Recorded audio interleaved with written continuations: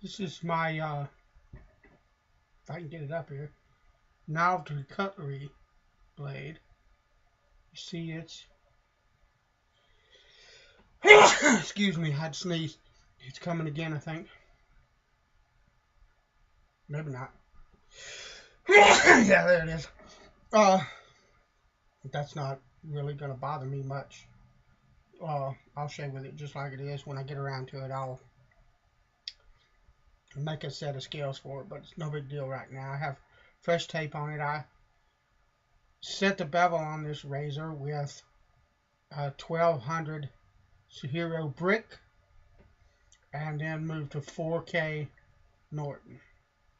So it's already got a well set bevel. I have a Coticule here. My Coticule, I'm going to go ahead and wet that down. And I have a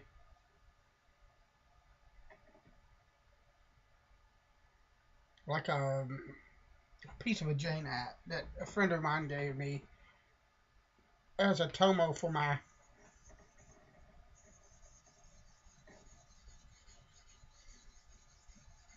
Shobu. Once I get it right, I'll finish. But a lot of people think, well, you need a piece of a Coticule to raise a slurry on a Coticule. No, you don't. If you read the old barber's manuals, when they talked about Coticules were one of the things that the older barbers used a lot. They just said, any stone you got, pretty much, will work. And that, I just raised a slurry with that, and I'm just gonna, what I'm gonna do, I've got a heavy slurry here, and what I'm doing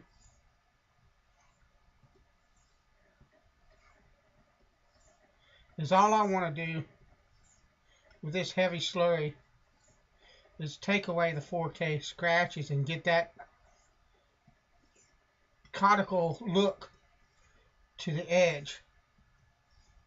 Once I do that, then I'll start diluting this, or probably what I'll do is go with a bit lighter slurry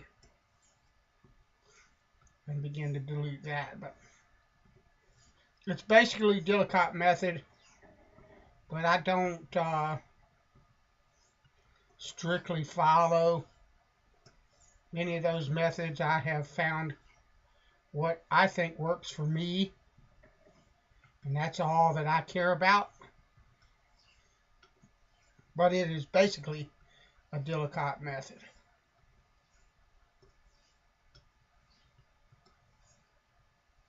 And I'm using a slight rolling X because this blade needs it, but it's very slight. You probably can't even tell it if I didn't say so on the video. You probably wouldn't even be able to tell. And I'm not using any pressure that I can think of. I'm just honing comfortably on this stone. I'm not pressing down real hard. I'm concentrating on the edge. That means that I am putting a very, very slight bit of torque on the edge, but I'm not torquing really hard with my hand. I'm just emphasizing when I roll across the blade across the stone, I'm just emphasizing that edge a bit in the way that I move my hand and the way that I move the blade across the stone. And I'm starting at the heel and imagining that I'm moving straight across that edge as it moves across the stone. And I can feel under my hand that I am making contact with every part of that edge.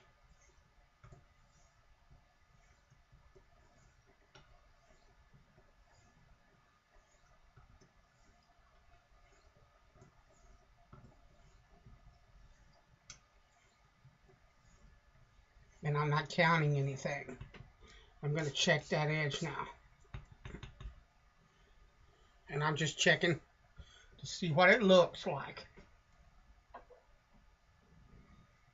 Whether it looks like it's on a Cotty, or whether it still looks like 4K scratches on the edge, and that's really close. Lovely. So what I'm going to do is just do a few more.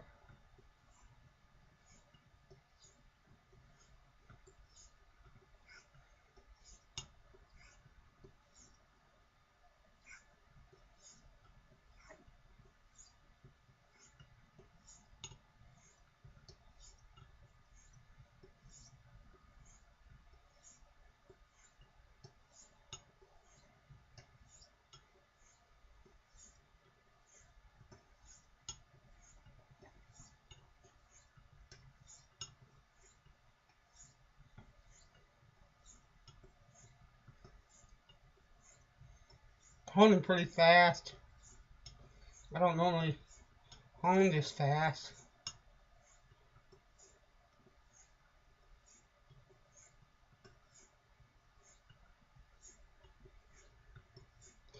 But I got a lot to do today, and I thought I might squeeze this in. Now I can feel the slurry getting dry, so I don't want that. So I'm gonna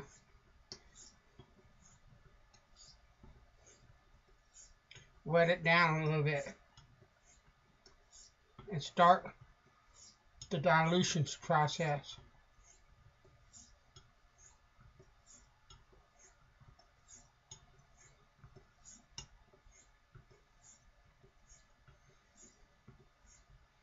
And I'll count now.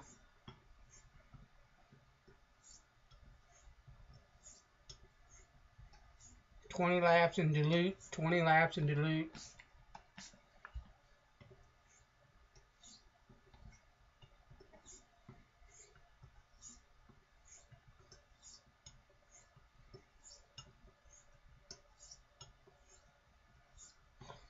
And I'm easing pressure up even more on the edge.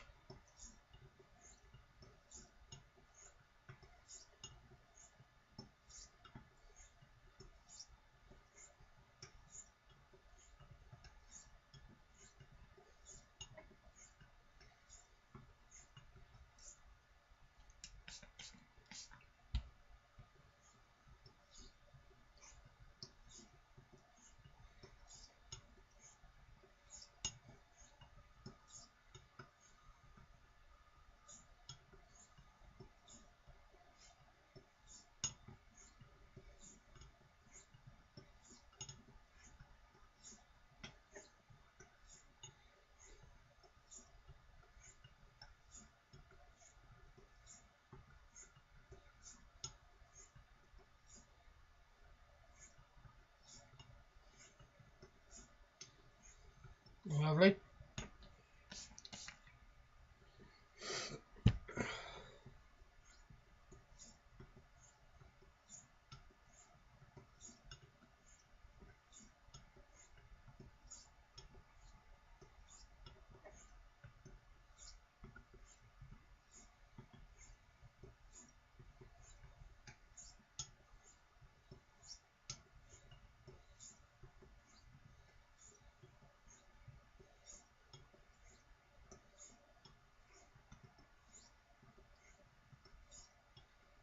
And I'm watching the water under the edge.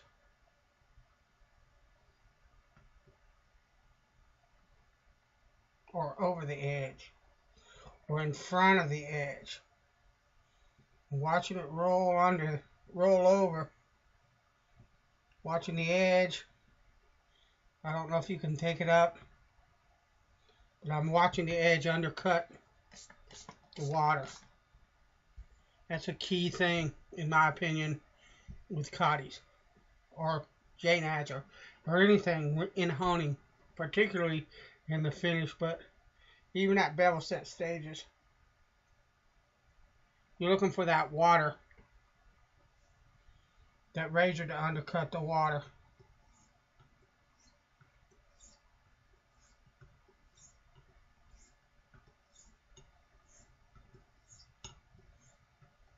Very little pressure at all.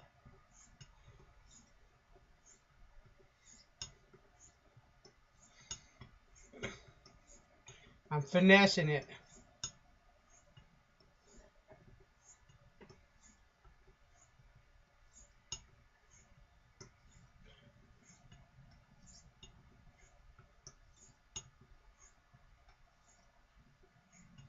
Very light, very smooth, very gentle pressure. Or actually, no pressure. You're gently gliding this razor across that edge, or across the stone rather, guiding the edge across the stone.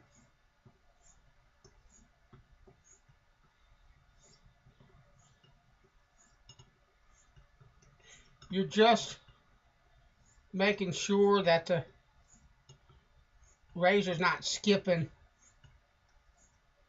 the edge is not skipping or bouncing up and down on the stone that is making direct contact with that stone at all times, but you're being as light as you absolutely positively can, as light as possible.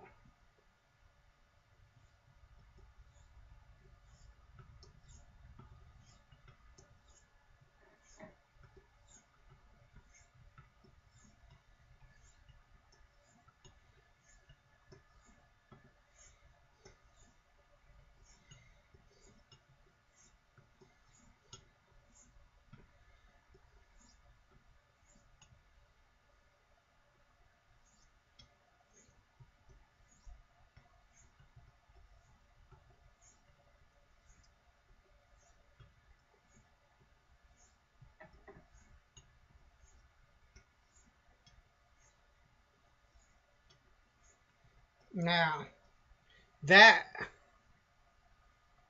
I would call done. If I wanted to completely finish straight off of this cuticle, I'd hit it with clear water, clean it off, and do about 30 strokes with as light a pressure as I possibly could on this cuticle. Then I would strop it and test it, and it would pass no problem. But what I'm going to do is I'm not going to finish on this stone. It is finished. If I strop that, I'd get a good shave out of it. But hold on a minute. What I want to do, I have this stone here. It's a piece of self-mined slate. And I have tried and tried and tried this stone, and I get passable edges, but nothing super nice. Now, it's a piece of slate. The Thuringians that everybody uses, the Escher that I have, the Celebrated Waterhounds, they're all Thuringians. They're basically a type of slate. So slate works really well as a finisher, but not all slate is equal. They're just like not all coticles are equal and not all JNADs are equal, or any of that kind of stuff. These are natural stones. It's like I own an Escher, so I will say I'm going to use my Escher. Or I put a nice edge on the razor with my Escher today. Now, you post that some places, people get better. Oh, you mean you used a Thuringian, right? Yeah, dummy. That's what an Escher is a Thuringian. The Escher is a brand name, just like Nanawa is a brand name, or Norton is a brand name, okay, but they're waterstones. This is the Escher is a Thuringian. This is not what I would call a Thuringian. It's a piece of slate, self-mined slate. You can see that I don't know if you can see it or not, but you can see where the stone was cut out of the rock and all of that. But You know, there are differences in all the natural stones. That's why they're natural stones. They're not going to be as consistent as something made with a bunch of binder and abrasives, you know, like the Japanese water stones are uh, just not going to be. Okay, but an Escher is a type of Thuringian, but it is an Escher, and the Eschers, whether people like it or not, generally demand a little bit more money than just a run-of-the-mill Thuringian. There's a reason for that. Uh, a lot of it is brand snobbery. There's guys out there that, oh, I've got an Escher and that makes me special. No, no, it really doesn't. It's a stone. Okay. Uh, Same thing with the JNATs. I paid $1,000 for this JNAT or $600 for this JNAT, and that makes me somebody's. No, it doesn't. It's a JNAT. But the I there are certain mines that are known for a higher percentage of quality stones. And the mines that Escher used, the Escher mines, are known for that. And that is why the Eschers demand a little bit more money. But that does not mean because somebody pulled the stone out of the ground in that Escher mine and slapped an Escher label on it, that it's better than every other Thuringian that you're going to find that's not labeled an Escher. You're going to have Eschers that are going to be higher quality than the others as far as the edge that they give, and then you're going to have Eschers that aren't. You're going to have other stones, other Thuringians. Uh, some of them will be better than some Eschers because they're all natural stones. People need to get a grip. They really do. Now, do I like that I own an Escher? Absolutely, I do. I wanted one for a long time. Uh, and I love my Escher not because it says Escher on the back of it, but because it's a slamming finisher. Period. Really nice Thuringian finisher. It's my favorite of every stone that I use to finish. That Thuringian, that Escher, is my favorite edge. Uh, except for the Black Arkansas. And a lot of times what I'll do is go from the Escher to the Black Ark. But now this is just a piece of slate, is all that it is. And what I'm going to do with it is I'm just going to treat it similar to my Escher. I'm going to put some water on it. And I'm going to do about 30 laps. I want to look at the edge of this. I've got my little razor before I hit it with this on this.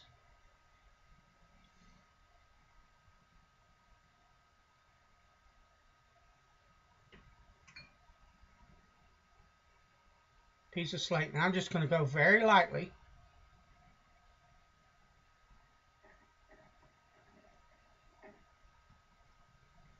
Nice and light and slow.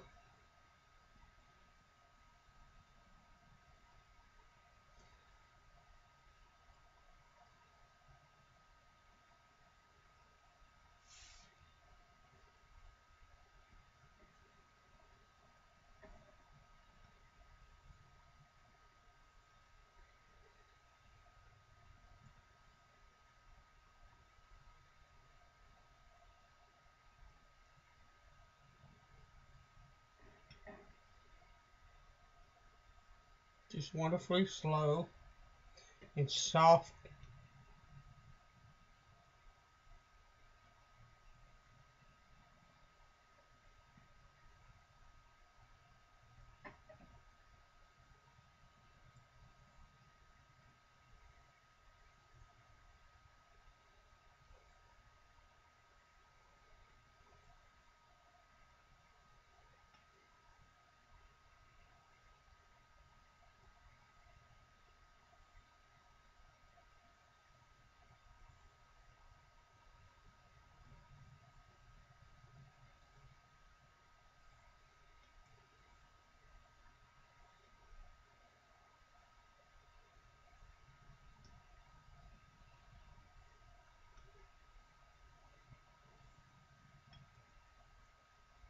Now, typically, that's all I would need off my Escher, about 30 laps, and I would have a finished edge. I'm going to look at this edge through a loop.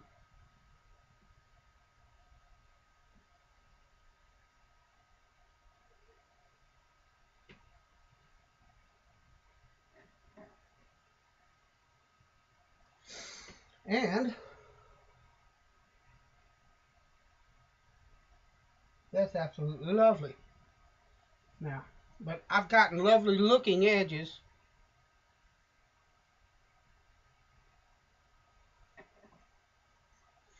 off of this stone before, and they didn't pan out to be as nice as I thought they were going to be. So, but I'm going to leave that be, because I think that that should be a really, really beautiful edge. So that's been it. I hope you enjoyed the video and got something out of it. God bless you. I will talk to you later.